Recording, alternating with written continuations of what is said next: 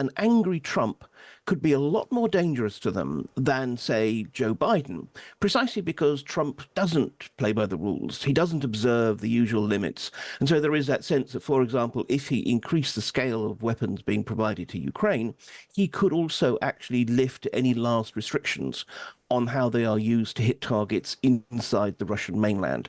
So although, yes, I don't think the sanctions weapon is necessarily going to be that much more able to be expanded in effect, though, as Roderick said, absolutely it has been having an impact in imposing costs on the Russians.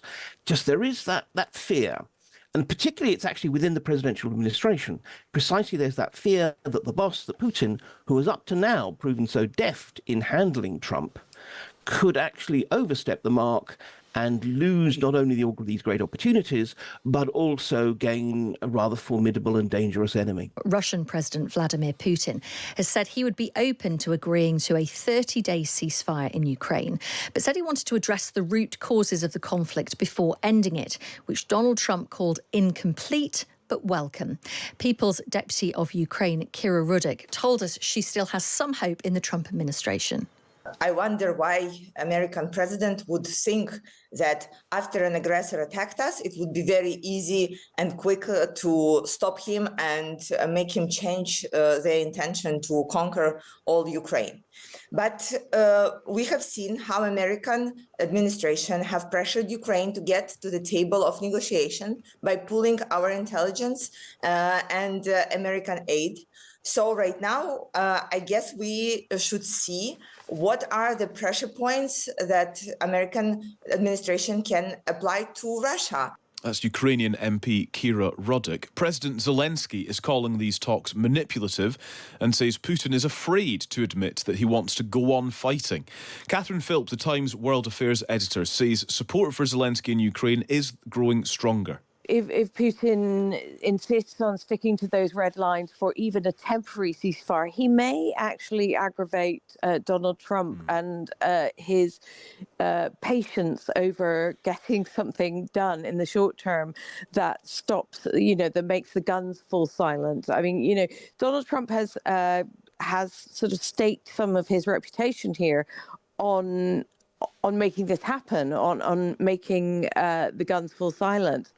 Meanwhile, the US is placing more restrictions on Russia's oil, gas and banking sectors. We spoke to Sean Bell, military analyst and former RAF fighter pilot, who said he's sceptical about how effective financial restrictions can really be.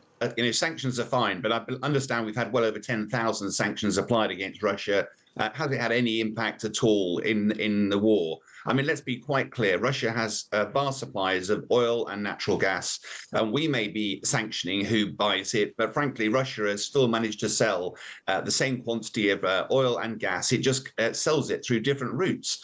They have a very strong economy. They're plowing a lot of money in defense. And whilst many analysts, economic analysts, said well over a year ago that Russia would struggle to last a year like this, we're a year later and they're now saying, oh, it'll be another year before Russia's brought to its knees.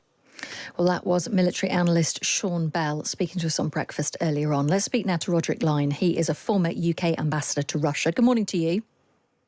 Good morning. Thank you for being with us. Also with us is Mark Galeotti, historian and Times writer. Morning to you, Mark. Hello there. Thank you both for being with us. And Roderick, first of all, we know that there was meant to be a meeting last night in Moscow between the US envoy Steve Witkoff and President Putin. It feels unusual that we haven't heard anything that came out of that meeting. We haven't even had confirmation that the meeting went ahead. How unusual is that? I think in this sort of shuttle diplomacy, it's not unusual. Witkoff, after all, is a special emissary. He's not Putin's opposite number. So he's not the sort of person that Putin will come out with and give a joint press conference. Basically, what Putin is trying to do at this stage is to send messages to Trump. What Putin said in public yesterday, he made no concessions at all. He gave the sort of answer we expected to the ceasefire proposal, which is yes, but with a very big but, effectively meaning no. But the real game now is what is going to pass between Putin and Trump in private. I think it's very likely they'll speak on the phone. There is a question as to whether they will now arrange to meet. Putin can see that Trump is in a hurry, that he wants a quick settlement. I think he will try to exploit that factor. Mark, what do you make of what you're seeing playing out? I mean, it's pretty hard lines coming from President Putin. I mean, he's essentially saying that Ukraine can't have an army. It doesn't even recognise the sovereignty of Ukraine. Ukraine's clearly never going to accept that as part of a ceasefire deal. So what is this, starting point for negotiations?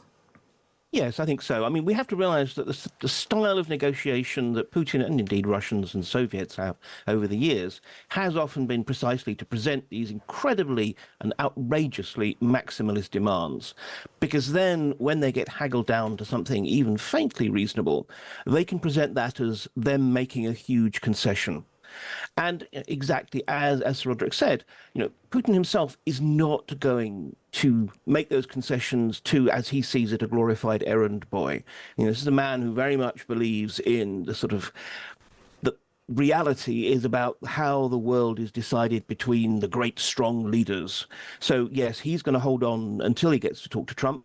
And, of course, that's when there is the opportunity, whether it's going to be taken is another matter, for Trump himself to be a little bit more hardball. I mean, we saw just how brutally he forced the Ukrainians not only to the negotiating table, but to ditch their own favoured version of a ceasefire for his own. We'll see if there's even a fraction of that being deployed now against Putin to get him to agree. And what do you make, Roderick, about the line that we heard there from Catherine Philp, who, of course, is the Times World Affairs editor, saying there is a danger that if Putin pushes too hard, he could actually aggravate Trump, which could, of course, I mean, he's an unpredictable character, Trump. You don't know what the response could be. Yes. I think Putin is pretty skilled at handling Trump, and he will try to play to Trump's ego. There is some attraction to Putin in what Trump has so far suggested. Trump has offered to bring Putin in from the cold. He's offered effectively to lift sanctions, to resume trade, to hold summit meetings, to even talked about Putin rejoining the G7, which I don't think will ever happen. That's on the plus side from Putin's point of view. On the other hand, Putin feels that he is ultimately going to achieve his objective, and his objective is quite simply to control Ukraine, to make Ukraine a province of Russia, where he in Moscow has a veto over whatever the Ukrainians do. And he thinks if he goes on long enough, he will get there. I don't think that Putin is going to step back from that objective. So he is going to try to persuade Trump that one way or another, this is what's going to happen. He's going to try to sucker Trump into agreeing to the sort of conditions, including holding elections in Ukraine and so on, that will reach in towards that objective. Mark, what do you make of that? Yes, I mean, look, the thing about Putin is that he is, shall we say, a greedy opportunist. He has long-term goals. As Roderick said, absolutely. He believes that ultimately Ukraine, which he doesn't even think is a country, needs to be, deserves to be, ought to be in Russia's sphere of influence. It's not that he wants to actually incorporate the whole country into the Russian Federation, but on the other hand, he feels that it needs to know who is its ultimate boss.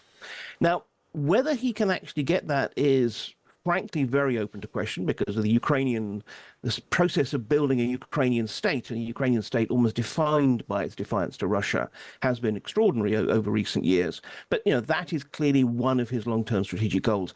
But when it comes down to it, what does Putin believe in more than anything else? It's his own political survival. It's his own kind of personal project. And in that respect, what we don't know is precisely what Putin's own advisors are actually telling him about the state of the country, about the impending potential crises. I mean, next year they're going to be running out of their Soviet-era stockpile of old tanks and armored vehicles and so forth that they have been reconditioning to use in the war. As we've heard, there is a suggestion, though, that some Russian economic crises always seem to be just over the horizon. But there is a suggestion also that 2026 is when we're really going to start to see the economic problems beginning to bite. We're not talking about the economy exploding or collapsing or whatever, but nonetheless, these pressures will increase. It's what his own calculus is going to be. As we've heard, Trump's offering all kinds of goodies. Is he going to think, well, okay, actually, I've got 1/5 of Ukraine under my control.